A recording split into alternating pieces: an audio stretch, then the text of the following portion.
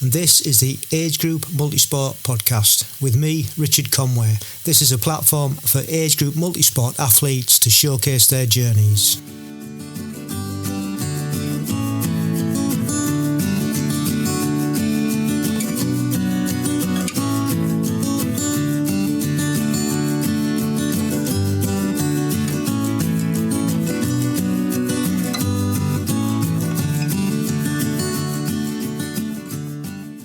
Welcome along to AMP, and this is our 100th episode. Can't believe it, to be honest. It's quite a milestone, really, that we've reached 100 episodes. We've had 100 age group athletes from around the world on the podcast and heard all their stories and met all these fantastic people. I never would have thought 4 years ago it would be still a thing, to be honest, and I'm really pleased it is, because it's so nice to meet so many people in this sport that we love.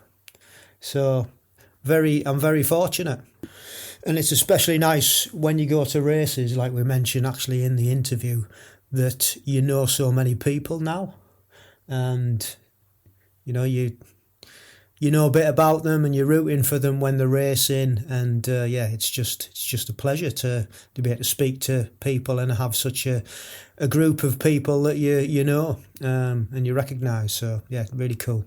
So I was asked a few weeks back by one of the guests what I was going to do for episode 100, who was I going to have on, and for me there was only one person that has been with me throughout the journey that I thought would be quite fitting to have on the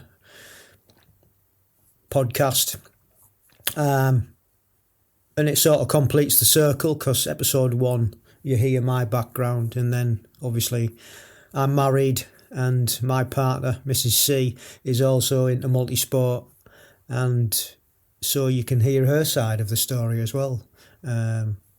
So Mrs. C is our 100th guest, Kate Conway, and I think it's fitting because she's recently new to Age Group, and she's raced already, and she's got another race coming up in Portugal this month, in a week's or so time.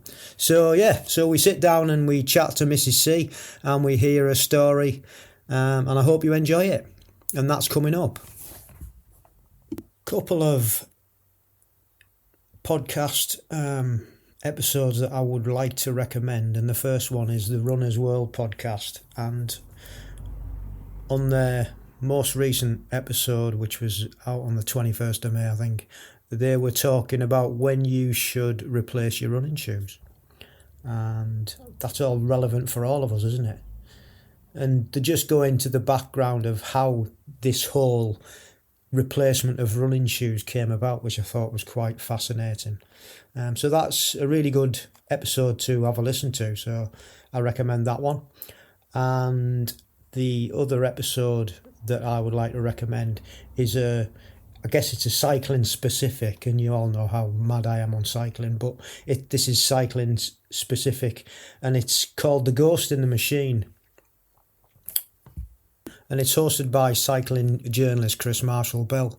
And he's basically talking about mechanical doping.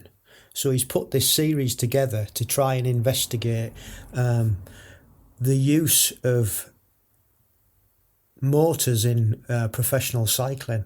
And to date, there's only ever been one case ever found.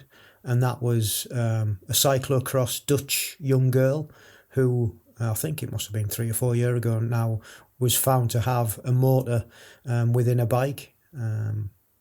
And there's been no cases since. And he's just diving into the world of is it a thing in professional cycling or not? And it's quite fascinating, actually. So I would recommend that, even if you're not into like cycling itself, but the fact about mechanical doping in bike riding, and that could be in triathlon, let's face it, or duathlon, or any multisport. It could be happening. Who knows? But that's really fascinating podcast to listen to. So those are the two that I'm going to recommend on this episode. And there's been a couple of age group races as we're now into racing season, and there was the Southport Triathlon, which was a qualifier for 2025 World Championship Sprint Distance Triathlon. And one of our club members, Steve Hunt, raced there and has done quite well. He's qualified. So that one's been and gone. And then there was the Darley-Moor-Duathlon, which was last Sunday, or the Sunday previously as this goes out, where Mrs. C was qualifying or trying to, and also Steve again was trying to qualify. And the conditions, I've got to say, I don't know whether you've seen any of the social media or any of our YouTube videos, the conditions were absolutely biblical. The rain was horrendous for both the races, but probably more so for the end of the women's. Luckily, it was the second run where it absolutely just came down. And in the afternoon, when the under 40s or under 50s were going, it actually got stopped because of lightning. They red flagged it. They did get going about an hour later. So well done to everybody who's raced in those races. I hope you got the results that you want. Not everybody can qualify. It's a bit of a lottery sometimes, and you think you've done enough work and then it just doesn't pan out. But you should never give up. So yeah, well done if you've tried to qualify, and good luck if you've got some races coming up. I hope they go well. And on racing, the World Triathlon Championship Series was over in Cagliari, and it was pretty much racing for Olympic places for the British and for the American teams was pretty intense, and they still haven't been decided as yet, because they didn't quite hit the categories that they needed. So I think a lot of places are going to be given on discretionary. But anyway, Alex Yee won the men's, and he outsprinted his big rival, Hayden Wild. The two of them just took off on the run, and they were never seen again. So that was a really good race. Really enjoyed that. Well done to Alex Yee and Hayden Wild for giving us such a good race to watch. And over on the ladies' race, Beth Potter got a bronze, and having already qualified for the Olympics, there was 2 more places up for grabs, and no other British athlete got on the podium. The race was won by Cassandra Beaugrand. Germany's Lisa Turch was second, and like I said, Beth Potter got the bronze. And fellow Brit Georgia Taylor-Brown was 6th, and she beat Sophie Caldwell into 7th. And I just thought Sophie Caldwell just had a race of her life to get that position. She's been injured, as has Georgia Taylor-Brown, but they just raced their hearts out to get up into 6th and 7th, and it was just so nice to see them both be there. But I don't know what the selection process is going to be for the other 2 spots, whether they're going to go on that race or they're going to look back over the other races and choose. So difficult one for the British Triathlon organisation to fill those spots. As it is in the men's, they've got 1 more spot behind Alex Yee, and Daniel Dixon I think is probably favourite now after beating Johnny Brownlee at a super sprint last weekend by about 3 seconds. But who knows? We'll have to wait and see, I guess. And in the ladies in America, again, it's Taylor Nibbs, the only one who's got an outright qualification, and she's got one of the spots, and there's two more spots for up for grabs, and probably about 4 other athletes that could potentially fill those spots. So it'll be exciting to see who actually gets the nod from the selectors. So they were really good races. Really enjoyed those. The Giro d'Italia cycling race over in Italy is just finished, and that was really good to watch. A 3-week race, and As you know, on this podcast, I love cycling and I watch them all.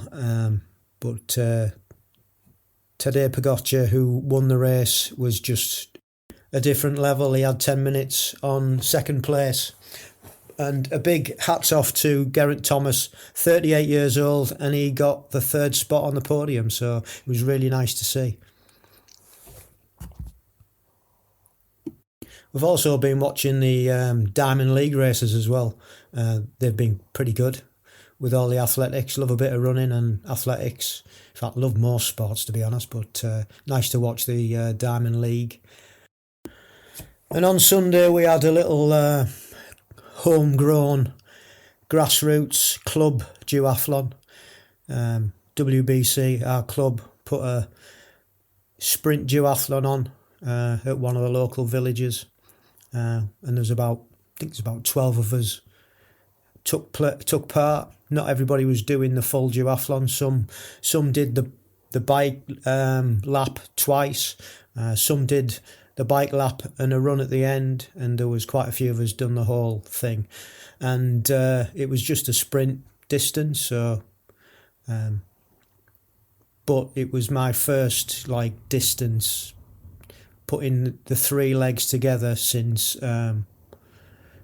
I injured my Achilles over a year ago, which was quite nice to get back. And I used the first run to see and gauge where I was, where my running was basically.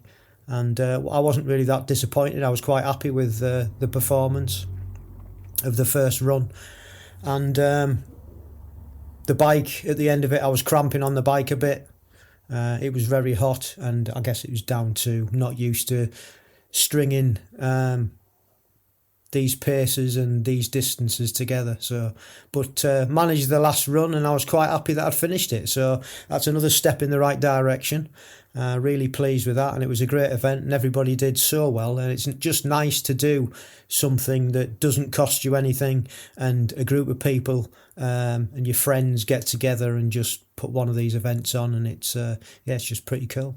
So onward and upward, and I'll start turning my mind to looking at events that I could potentially try and qualify with the coming months. So yeah, just watch this space.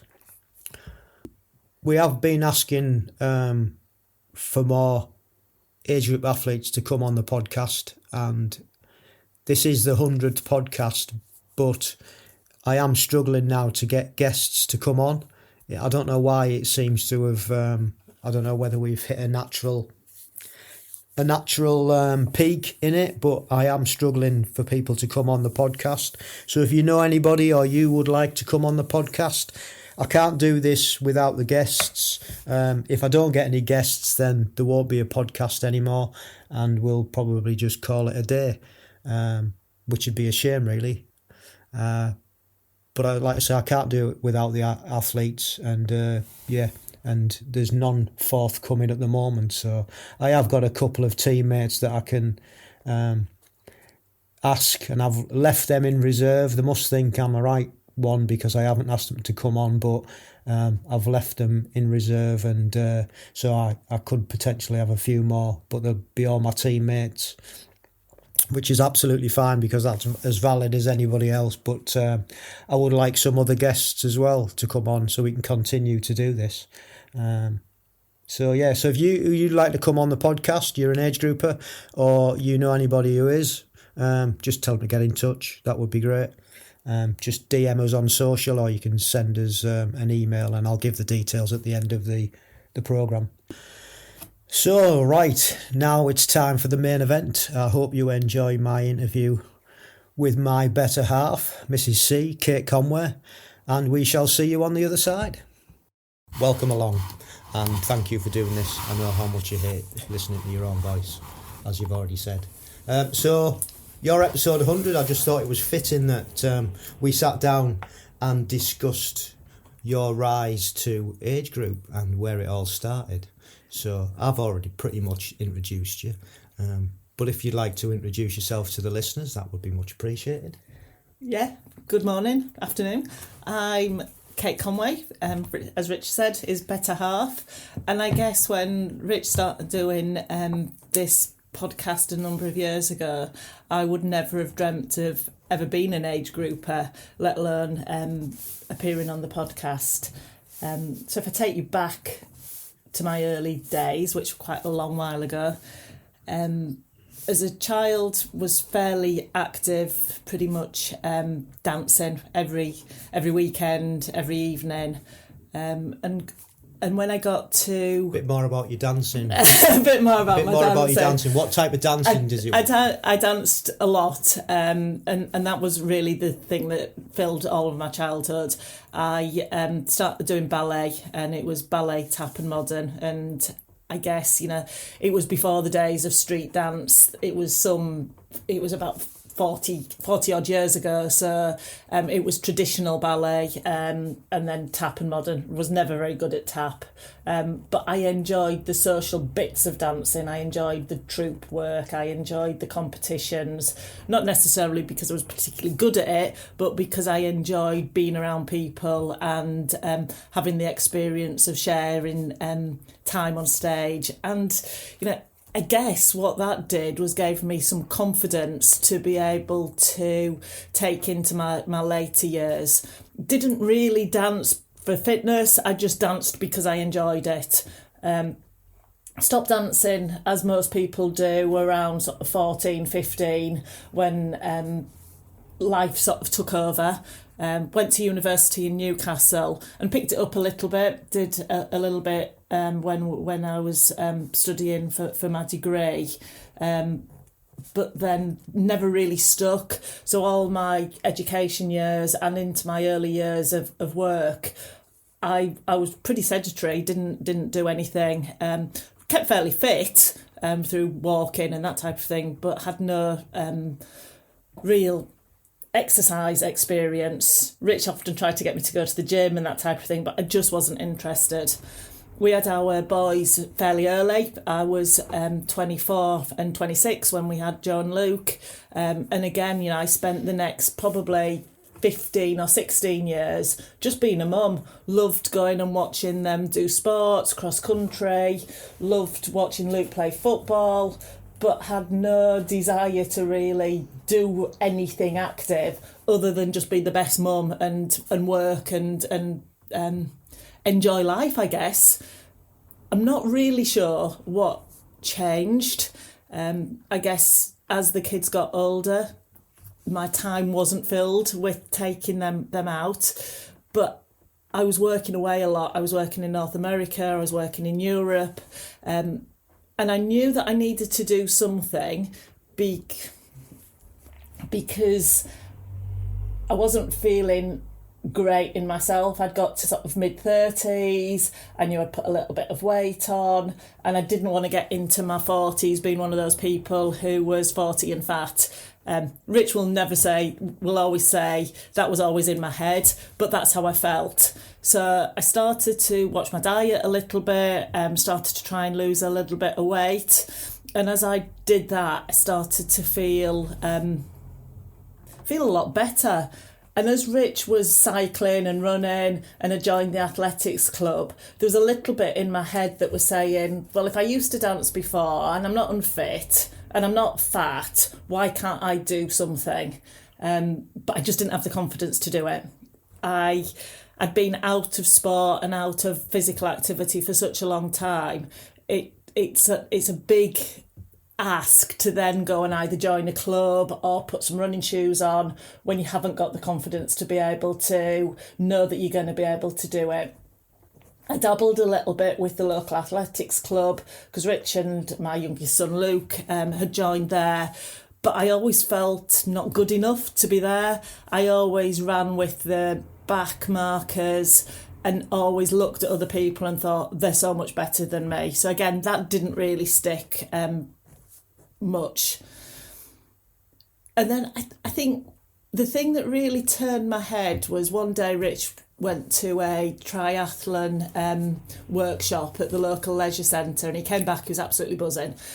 He loved it. He'd been swimming, he'd rode his bike, he'd run, and there was a little bit of me that was a little bit interested in that. So went and watched him do a couple of triathlons, and one day I said to him, I think I could ride a bike. never ridden a bike since being a kid, and had no idea what it entailed. So foolishly, I jumped on his old Bianchi, got to the top of the drive and promptly fell off. So that wasn't a great start. But then I was like, no, I can do this. So we went off to the local bike shop and bought me a very heavy metal mountain bike, because I refused to have a racing bike because I couldn't ride a racing bike. So we started going out on mountain bikes, down the tracks and that type of thing. And I really enjoyed it. And then I thought, well, if I can ride a bike, I can probably run, because I used to run at school. Not very well, but I did used to run at school. So I jumped on a treadmill a little bit, and it was really, really hard. So Rich said, but it's easier to run outside. So I vividly remember one of my first memories of getting really back into sports was running from our house about 800 metres down the road to the local kennels and back again, with Rich running by me, and I kept saying all the way down, I can't do this, I can't do this. And then when I got back, I'd done it, and I was absolutely buzzing. And that was the point where I went, you know what, I can do this. And I think that really changed my perspective on being able to have a go at doing something more than just pottering around. Yeah, and I think it's, from my perspective, looking at it, is that for you it's 90% mental. I think it is for most of us, but definitely for you, you know, you've always had this thing in your head where you don't think you can do something, and you know, we've got to take it in slow, small baby steps to get that confidence for you to be able to do it. The bike's a great example. You know, you tried the bike, you fell off it, that sort of put you off from a road bike, so we got you a mountain bike. Mountain bike was really heavy. You sort of realised that. We got rid of that mountain bike, and then, you know, we got you, I don't know if it was a cyclocross bike, or you just went back on the Bianchi. I can't remember. Went back on the Bianchi for a period of time. So it's those baby steps and just developing it at, you know, each phase of the way that, you know, has brought you to actually where you are now. Yeah, and I think interestingly, it was exactly the same with swimming. I could swim as a child. I remember representing the school in backstroke, which isn't very useful in triathlon. It is if you're drowning. Well, it is if you're drowning, yeah. But I knew I could swim breaststroke. So I got back in the pool and swam breaststroke. And I remember vividly, we were on a holiday in Sicily with the boys. And I was determined that I was going to learn to swim front crawl. So I get in this pool in the hotel with my goggles on and my swim cap, and they were all absolutely howling at me. It wasn't the fact that you had your goggles on or your swim cap. The thing that cracked us up was you still in your two-piece bathing costume, which just didn't go. You know, if you'd had a one-piece, you know, swimsuit, then it would have been like, yeah, she's a swimmer. But because you had this like two-piece, that's the thing that made it funny. Just putting it out there. So I mean, I always had it in my head I couldn't swim front crawl. So yeah, it took me, I would say, 2 years to really be confident at swimming front crawl. I remember vividly doing my first triathlon, and it was all breaststroke. I remember going to our local tri club, and they said, right, on the Saturday morning we're going to do a 400 metre time trial. And I said, I can't swim 400 metres, I can only swim 200 metres. And I got to 200 metres and I thought, bugger this, I can swim 400 metres. So as Rich says, it is very much psychological, which is really strange, because at work and at home, I don't lack confidence. You know, I'm very confident in my ability, but when you put some running shoes on or a swimsuit, it has been a really slow journey to get me to the point not only that I'm able to do the activities, I've always been able to do them, it's about having the confidence to be able to do them. So going back to, you know, so I'd learnt to ride a bike badly, but then I was getting better. There she goes again. Falling off the first time wasn't a great start. This is what we've got to deal with. Badly. She always puts herself down. You'll notice that within this interview. I'd learnt to run outside, which I could do slowly, as Richard will interject there, and I could swim. I could swim breaststroke, could get the 400 metres, and I was starting to learn to swim front crawl. So that was the point where I then thought, right, what am I going to do with all of this stuff that I've learned? So I did Stokesley-Duathlon, which was my first competitive race on my mountain bike. Only person on a mountain bike, but I did it and I got through. And then my first triathlon that I ever did was a local one, which was Woodall Spa triathlon. I remember standing in the kitchen at our house and it was absolutely bouncing down. And Richard and I looked at each other and we went, are we going to do this or are we not? And we went, yeah, you know what? We're going to get wet in the swim anyway. So I went and did my first triathlon at Woodall Spa. Managed the swim breaststroke, managed the bike without getting lost. There was a hill, quite a steep hill in that triathlon at that time, and I think I got off and pushed a little bit, but I did it and I managed the run. And I guess that was my first real big achievement. I'd done my first triathlon. And I think anybody listening to this will know the feeling of, elation of just getting through it. And I guess that was the first point where I thought, I've got the bug. And I'm trying to think back, Rich. I think that was probably about 11 or 12 years ago. So I would have been, what am I? I'm 53 now. So I would have been 40s-ish. And that was really the start of my triathlon journey.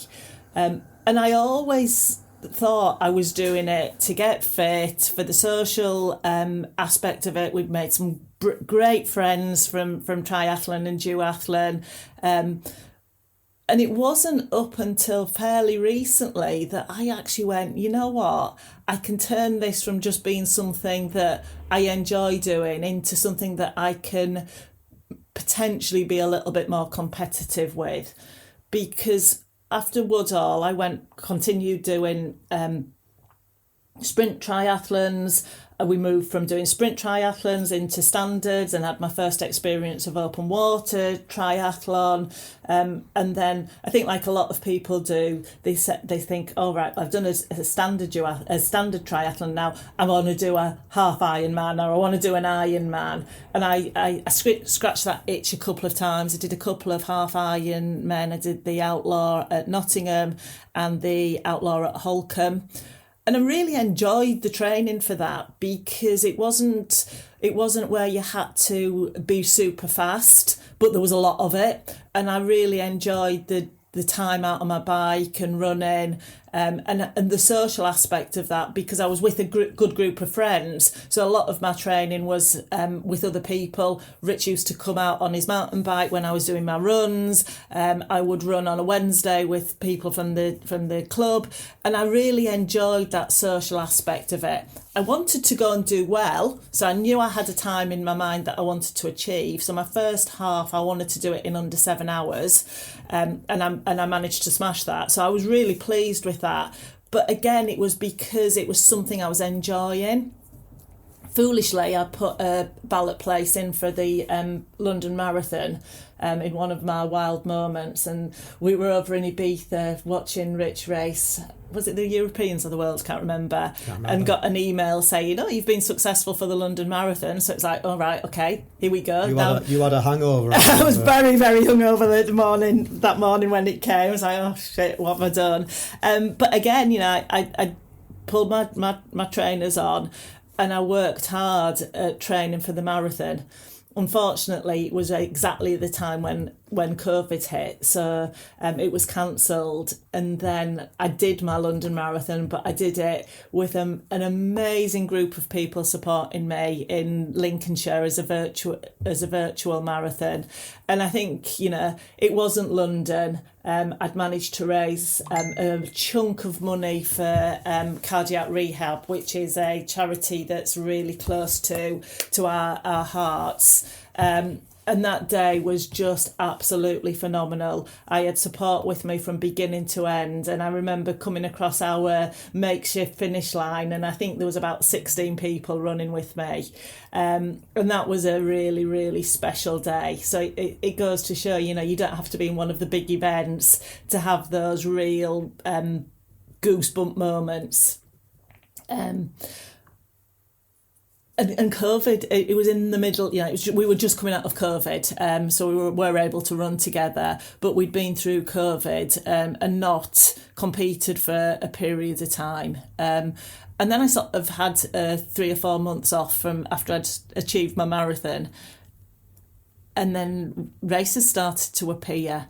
And I remember going and doing Brig Triathlon, which is another local one, and I was amazed because I won it. Well, no, I didn't win the triathlon. I won my age group, which for me was a massive step forward, because never in a million years would I have expected to have been anywhere near winning an age group. And that started a little flicker in my mind, thinking, oh, well, I'm not as bad as I thought I was, and I can hold my own there. And then we went and did some of the girls out of our tri club went and did York Triathlon, and I came second in my age group there, and I think that was the real spark that said maybe I could qualify. Maybe I could qualify for a triathlon or a duathlon age group. And I think I'd never really thought about it, although I'd spent many a fabulous holiday in Australia and Ibiza and Romania supporting Rich and being around age group athletes. I'd always thought that's way out of my reach. I'm just not good enough. I was almost a little bit in awe of people as they were doing it. But there was something in my head that just said, give it a go, Kate. Why don't you give it a go? And as Rich has already said, that's totally out of personality and character for me, because I haven't got that natural confidence to stand on a start line and think I'm going to smash this. I've always got that doubt about being good enough. So I entered Darley-Moor Duathlon. And it must have been 2 years ago, and chucked my tenner in. And I thought, you know what will be, will be. So that was scheduled for the September. And we'd been out for a ride one Friday early in the August, and gone and had a glass of wine at the end of the ride in the local pub. Was just getting back on my bike to, I would say, one glass of wine. I think you had two. I was just one. I think you had two, to be honest. Just getting on my bike in the car park, hadn't even set off. For whatever reason, decided to clip my feet in, which we never do. Slipped and fell off my bike and broke my wrist in 2 places. And it wasn't even moving. It was just literally the bike just went from under her, because it was on an incline. We're on a really horrible surface, gravelly surface, and it's like, oh God, how on earth has that happened? So I had my arm in cast for 4.5 weeks. And I'm just going to interject there, I haven't drank since. No, you haven't. And that's serious. We'll be coming up to 3 years. I've not drank since, because I felt totally out of control. Couldn't do anything, couldn't help. I'd had a drink as well, couldn't take her anywhere. So I sat in the hospital, got my arm plastered up, and the first thing I said to the consultant when I went back to the fracture clinic in the middle of the next week was, how long have I got my cast on, because I'm supposed to be racing in 5 weeks' time. And so they gave me an appointment after 4 weeks. They took the cast off and splintered it for me. I'd managed to do a bit of Stairmaster stuff and what have you when I got my cast on, but I'd not ridden my bike or anything. And I looked at Rich and I said, I think I'm going to race Darley-Moor. And he said, don't be so ridiculous. Bearing in mind, this was, at the time, Darley-Moor was a non-drafting race, although it was on a track. So that meant that we were going to use our time trial bike that we both use. Yeah. You can imagine down on the bars with a arm that's not really suitable for purpose, trying to race, and a thumb that couldn't change any of the gears, so I was going to have to race it in one gear. And on our TT bike, the gears are it's E-tab, and the gears you've got to press, so you've got to be able to press with your thumb basically. to try and change gear. So I was just thinking this is going to be a disaster. So I wouldn't recommend it at home. And I wouldn't really recommend anybody else to do it, but I thought, you know what, bugger this, I'm just going to give it a go. So I did, and it absolutely wasn't one of my best races, but I think it must have been the last qualifier. So I think all the fast ladies had already qualified, and lo and behold, you know, I got a Q4 out of Darley Moor, which, you know, I think was quite hilarious, really, because I wasn't super fit, but I rode with confidence that day because I thought, you know what, I'm just going to do whatever I can do. So it was almost like being able to race without any pressure, because I'd been injured, I'd got my arm strapped up, and I raced with a smile on my face that day because it was just so great to be back. And out there, and Rich and a couple of other friends were racing, and as it transpires, we all qualified that day, which was just amazing. And I was like, bloody hell, I've done it. I've actually done it. I'm going to be able to wear a GB Trisuit, and more importantly, I'm going to be able to race with my mates over in Italy. And before we knew where it was going to be, Rich had said, wouldn't it be hilarious if it was in Italy, Kate? Because he knows that in Europe, Italy is my favourite place. I've worked over there quite a substantial number of times. It's my go-to place for food and for the hospitality. And lo and behold, it was in Venice Carole. So that was my first age group qualification race. I then thought, you know what, if I've managed to do that, what do I do next? So prior to going to Venice, we were looking to qualify for this year's European, so the races were last year. And I'd looked at the calendar and I was going to do Darley Moor again, which was in the May. However, I'd already committed to doing the Yorkshire Three Peaks with work to raise money for our local YMCA, and that was the week before Darley Moor.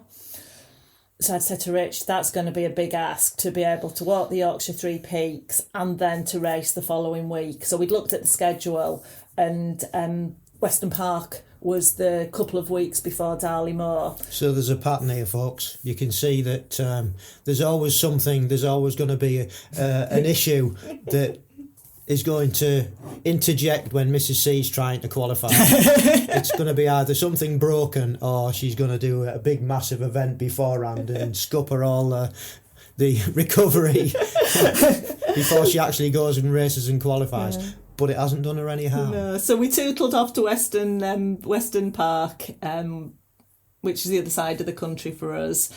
By which time, obviously, I was riding a decent bike. I was riding a nice BMC. Clipped in. I'd already secured my first European qualification. And I went and raced really, really, really hard again. Yeah, I remember, because Rich has been doing the podcast, people know Rich when we go to races. So he'd introduced me to a couple of people who had been on the podcast, a couple of great guys from up in Scotland, Karina. Robin Ross and Karina. And I remember being on the bike, and Karina absolutely flew past me. Because she's a machine. Because she is an absolute machine. But she shouted and she encouraged me, and I felt really good. I felt really, really good. And Weston Park was a strange one because you do the short run first and then you do the long run at the end, and I was holding on the long run. But I came across the line and said to Rich, given it everything that I can. If I don't qualify, I've given it everything I can. And I think that's something that I've learnt. When I was racing early days, I was enjoying it, and I wasn't pushing myself to the limit. I've learned over the time that actually a lot of what you can do isn't physical, it's in your mind. And if you let your mind think about what you potentially can do, it makes things happen better. So I came across the line, I was absolutely knackered, but I qualified for that one. So I'd already got my European qualification for this year in the bag before we went over to Venice. And I think what you've got to remember, what I have to remember, is that it's really important not to compare yourself with other people and not to try and always be looking at what other people are going to do in that race. So when I went to Venice, I knew I was going to be certainly not in the lead. I wasn't going to bother the engravers. That famous quote. Now. But I was going to have some personal goals that I wanted to achieve. So for me, Venice was about making sure that I had a really competitive run. And I think that was my focus. So for all of my lead up to that race, I was working on speed on my run, because I knew if I could get out of the run in a reasonably good position, that would give me confidence in the bike. And I did. You know, I managed to run faster than I wanted to run in Venice. What I then learned is that when you do that, I absolutely capitulated on the bike. So I wasn't able to then hold the pack that I was with on the ride.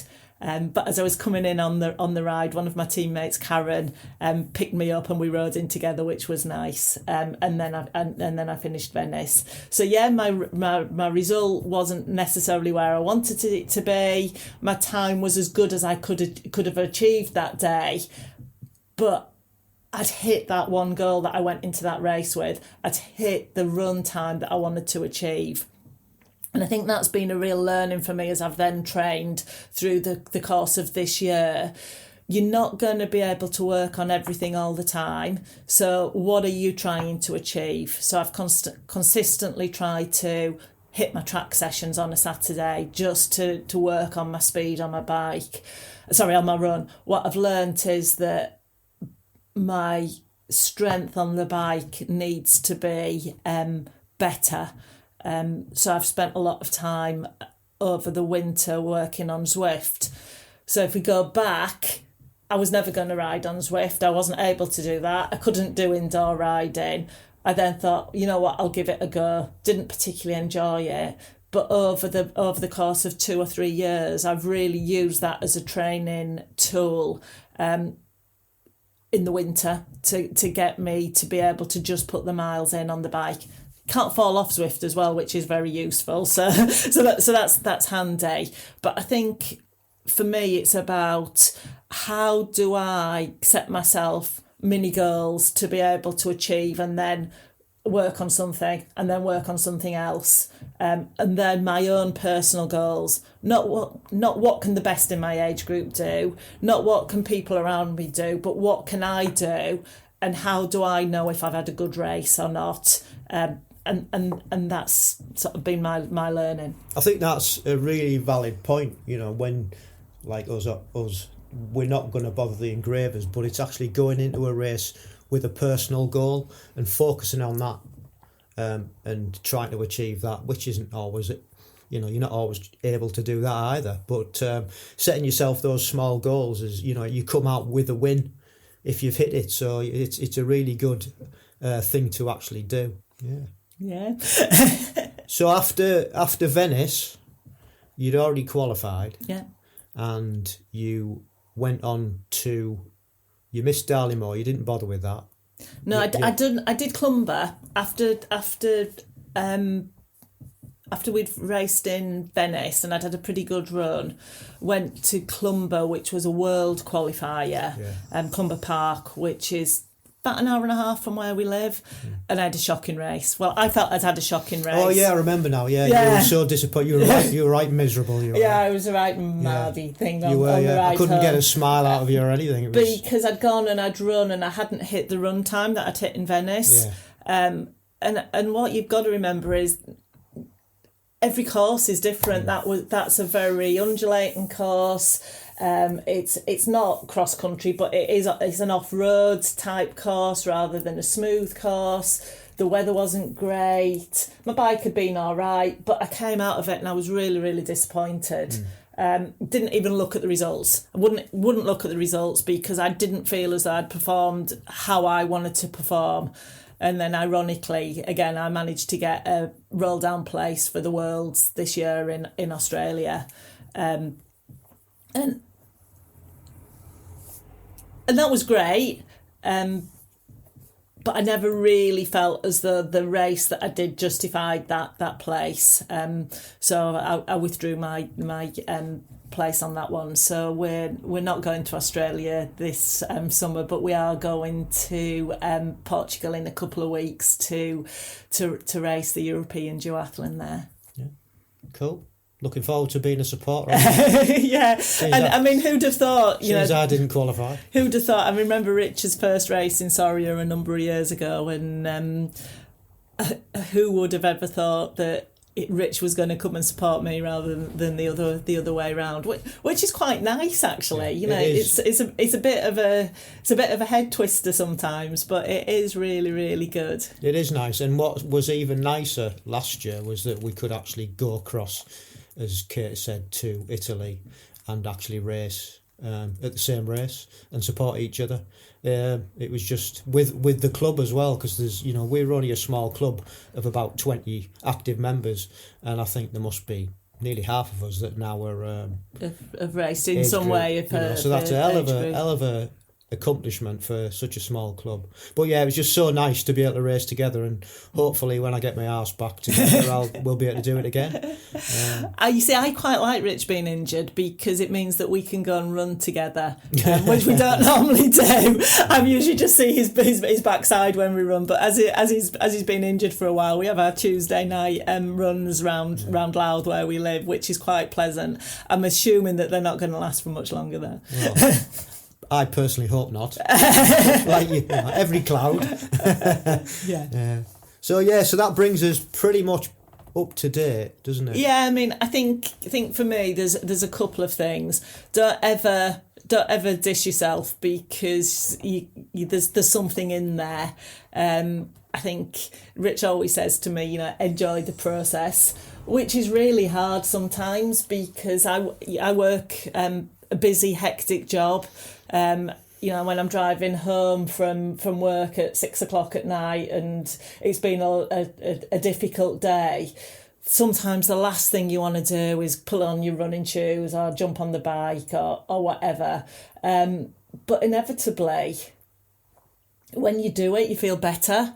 But I've also learnt that, and sorry to all the coaches out there, but I've also learnt that sometimes you just have to say, you know what, I'm not going to do it tonight, and I'll reschedule it, or I'm going to miss it because I need to give myself a break because your body tells you what you need to do.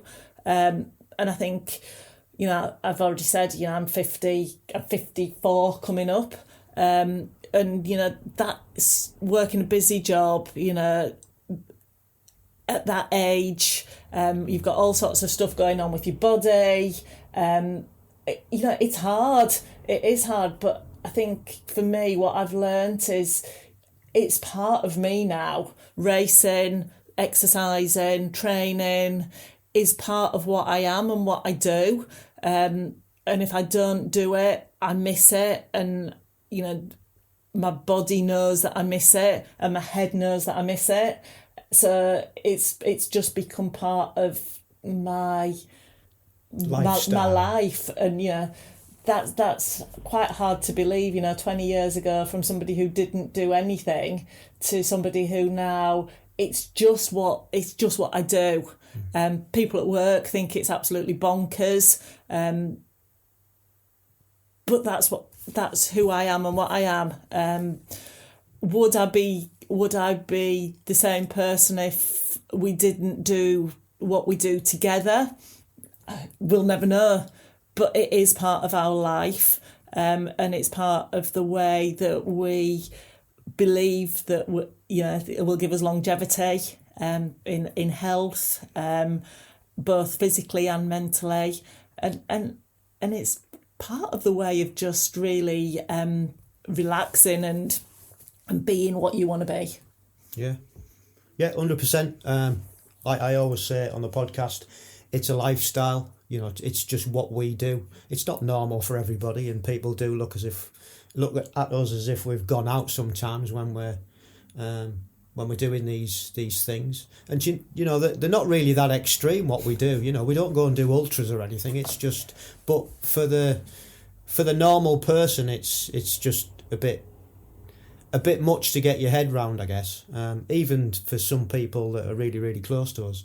But there you go. And going back to Kate's point about listening to your body and not doing stuff, one example was that I've put on YouTube is when we were supposed to be doing a homemade duathlon one Sunday. We'd done a few the previous Sundays before. I think this was the third one. And it was just in the process of building up to Dali. So we were getting some brick stroke small duathlons in to get Kate ready. And we looked at each other on Sunday afternoon. We'd been somewhere Sunday morning, and I said we really should do it Sunday morning because we won't want to do it Sunday afternoon. Anyway, we didn't. We left it till the afternoon, and we got back, and we just looked at each other, and I just said, I don't want to do this. and Kate turned around to me and said, no, I don't want to do it either. So we didn't. We listened because we were both absolutely knackered, and we did it the next day. We didn't miss it. But we did it the next day. We just swapped it around. Yeah. And I think that's a prime example of what Kate was talking about. So absolutely, really important to listen to your body. Well, that is a lovely story, and I am so proud. So proud to be able to be part of it and just watch your development over the years. And experience the highs and the very lows with me. Well, it's been reciprocated, hasn't it? Because you've done exactly the same for me, and it is so nice to see you develop. And I think we've only scratched the surface, to be honest. And I think you'll just get better and better. So that's my humble opinion. So yeah, thanks for sharing that. I think it's well worthy for our 100th episode. Thank you. Quick fire round of questions. Quick fire round of questions, that I always ask. And the first one's, what's your favourite bit of kit? And I know exactly what this is going to be. Well, I think I think everybody probably knows what my favourite bit of kit is.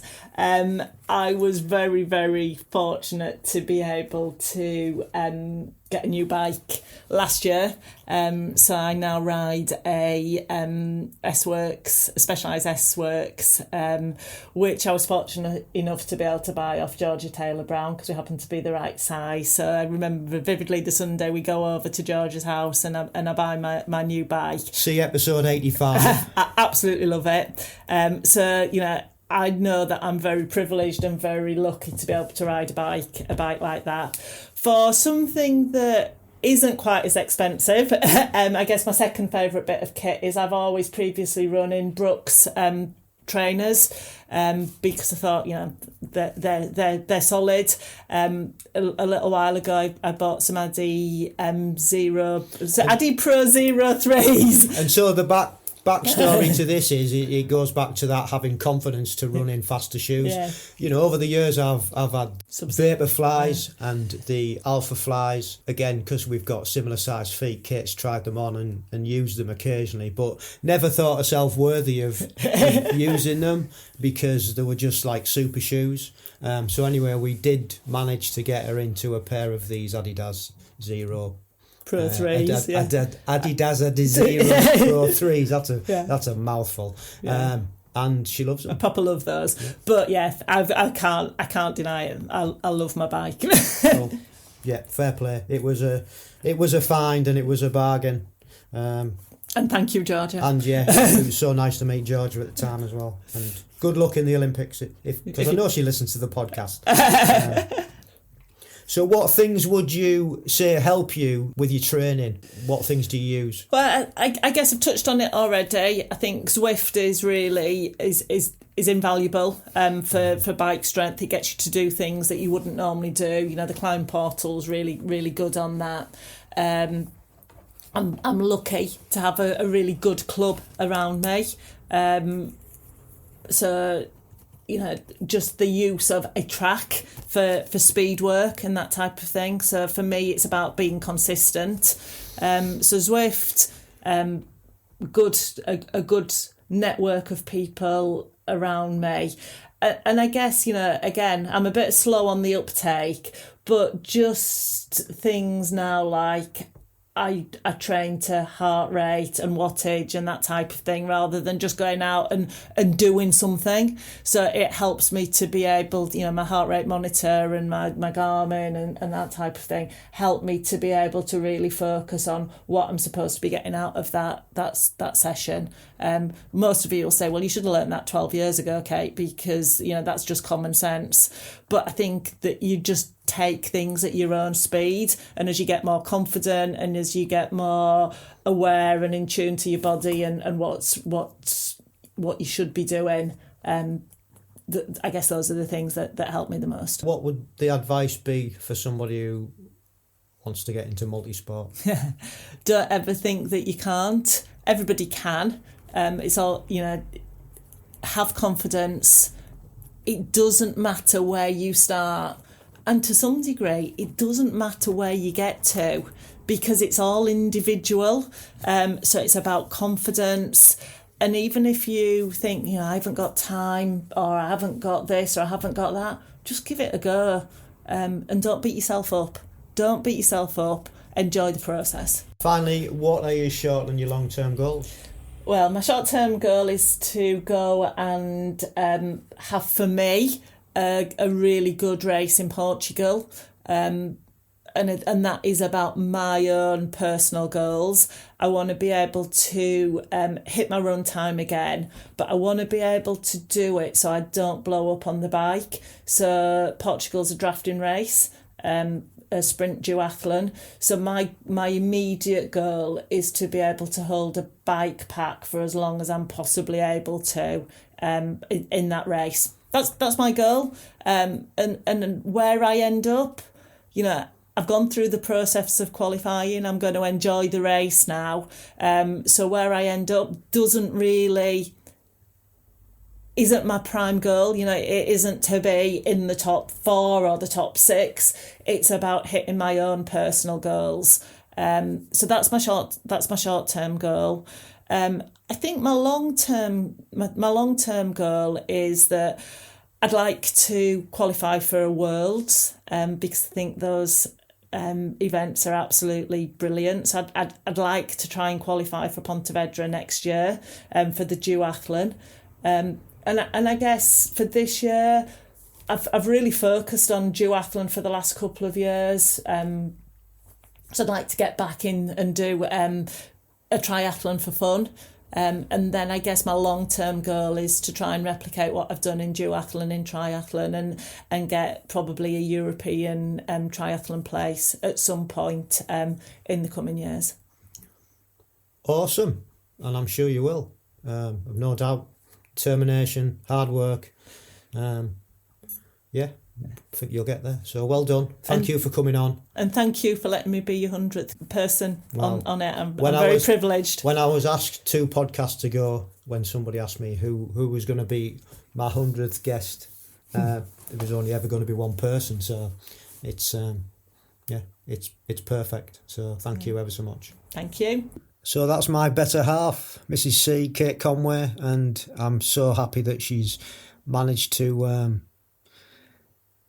achieve a goal and race for Agegroup, and she's got the GB kit, and it's been great to race with her last year, and I hope we have many more years of travelling around the world and racing together, because it's just such a fantastic thing to be able to do together, training and racing, not only with each other but with our teammates and our friends. It's just like we said earlier, it's a lifestyle that we both really enjoy. And it's just nice to see her flourish and develop. And like I said in that interview, that she's only going to get better and better because we've only just scratched the surface, to be honest. So, yeah. Cool. Well, that's about it for this episode. I hope you've enjoyed that. A little bit of an insight to our life. And like I said earlier, if you would like to come onto the podcast or you know anybody who could come on the podcast, or should come on the podcast, please tell them to DM us or drop us an email, which I'm going to give you in a minute. And we'll get something sorted out. If you could also head over to YouTube and subscribe to our YouTube channel, that would be much appreciated. We've got some great videos on there. Unfortunately, they're mainly me because my idea of getting our previous guests and age groupers on sharing their training videos hasn't really took off. Although we did get Jeff Schreiber from the States on there. He sent me a couple of videos over, one of him doing a smoothie and some of him doing some training. So that was nice to see, and thank you very much, Jeff, for doing that. Mainly me, but we have had a few of our previous guests sending stuff over, and I understand it's just time consuming to do it, but I just thought it was a nice addition to the podcast. But we'll keep putting stuff on.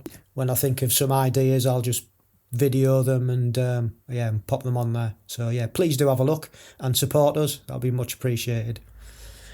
And that's about it for now. So if you'd like to get in touch, please just drop us a line. And our email is agegroupmultisportpodcast@gmail.com. We are on Instagram at amp_1967. We're on Facebook at ampgb. We're on X at Age Group Multisport Podcast. And our YouTube channel is ampgb. So thank you once again for taking your time out to listen. Please do share this podcast about. You can find us on all the platforms as well as our own YouTube channel. They're all on there. And don't forget, stay safe, keep training, and love the process.